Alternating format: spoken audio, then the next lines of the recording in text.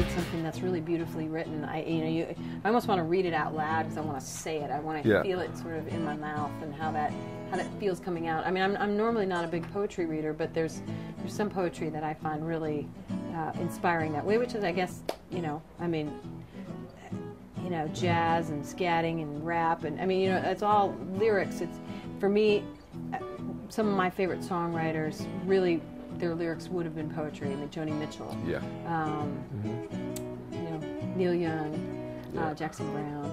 We're going to roll back to Joni Mitchell, because to me, she's someone who like defies gravity with her songwriting, in a sense. You know what I mean?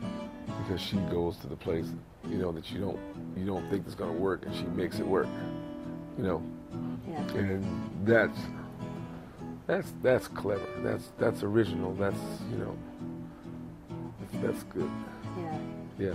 So how can we get kids inspired today to read when maybe it's not the sexiest thing out there? I used to read things that I wanted to learn how to do something. I would read that, like if I got a new toy and I didn't know how to work it. So model cars was a big deal. Yeah. I did lots of model cars, and when you had model cars, you had to get the instructions out, and you had to comprehend how to put everything together. So you had to read, and I would find out like what all the parts of a car were.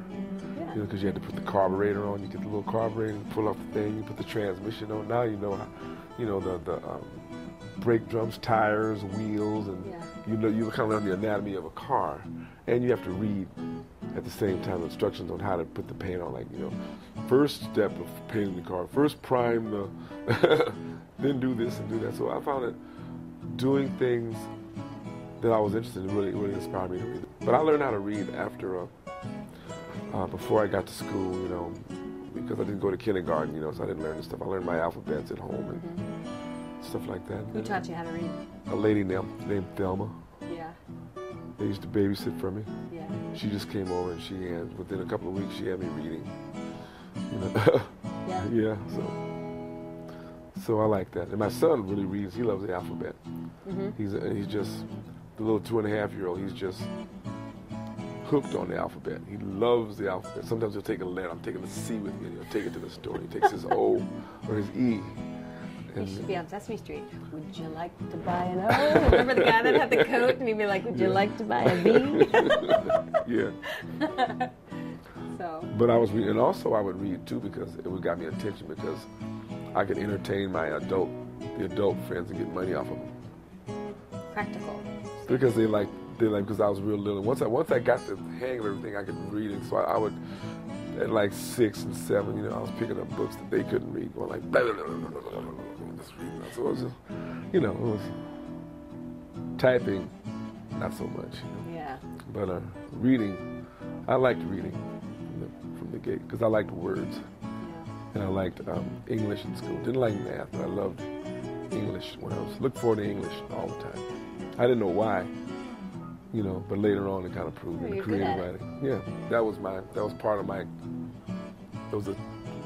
what I was going to need in my life, and somehow my spirit knew that. Did you know you wanted to be a singer-songwriter, or you just knew, your spirit knew? You just knew? Yeah, my spirit knew things that I didn't know. Yeah. It kind of gravitates you toward what you need, with all the tools you need for what you want, and when you feel that pull, you go that way. And some people do well by not being able to read, like in life, and they have another kind of brilliance, a brilliance to get through life without reading. Absolutely. That's brilliant. There's one of the programs that Rock for Reading supports is in Englewood here in Chicago, and it's called the Good News Reading Program. It's an adult reading program. We support a lot of early childhood and children's reading programs, but this is for adults. And when I was there on my site visit, an 80-year-old man came in and said, I want to learn how to read before I die. And I was just so, I'm like, give them the money! Yeah. But I was so moved by that, because I thought, first of all, he got through life for 80 years without being able to read. I mean, and, supporting a family, I just, I think that's more common than we think. And reading on deeper levels too, to learn how to read the signs, read your instincts, read, because the reading is your key to everything. Is your key to the kingdom, so to speak. Yes. Reading, you know. Well, and even if it's just as simple as reading, being able to read the medicine bottle so you know what to give your kid when they're sick, and that's just basic functional living skills reading. Right. Then there's the reading that allows you to dream and be able to enrich yourself. And reading is magical. Reading is even more magical than math, I think. But reading and reading, writing, and arithmetic, the golden principles. But if you learn how to read, even if you don't know math, if you learn how to read, you're good. You can write then. You can write and you can learn anything. If you just read,